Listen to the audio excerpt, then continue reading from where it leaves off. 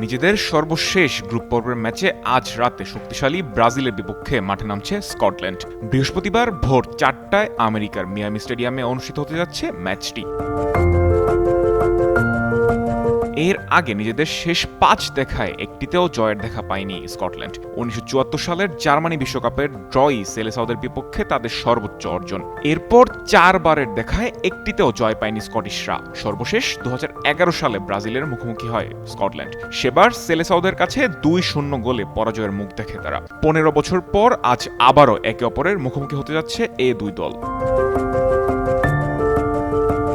যদিও রবিনহো কাকাদের সেই ব্রাজিলের পাট চুকেছে বহু আগেই।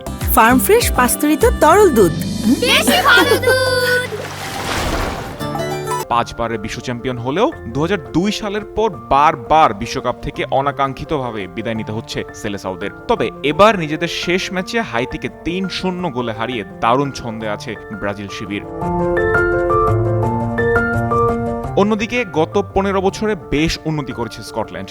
যেখানে ফিফা র্যাঙ্কিংয়ে সবসময় 70-এর আশেপাশে দেখা যেত, সেখানে বর্তমানে তারা রয়েছে 42 নম্বরে। সাথে রয়েছে স্কট ম্যাকটোমিনি, রবার্টসনদের মতো তারকা খেলোয়াড়রা। রাতে একদিকে আনচেলত্তি শিষ্যদের রিসেন্ট পারফরমেন্স, আর অপর প্রান্তে Scottish classic European football. Group পর্বের শেষ ম্যাচে এক হাড্ডাহাড্ডি লড়াইয়ের অপেক্ষায় পুরো ফুটবল বিশ্ব।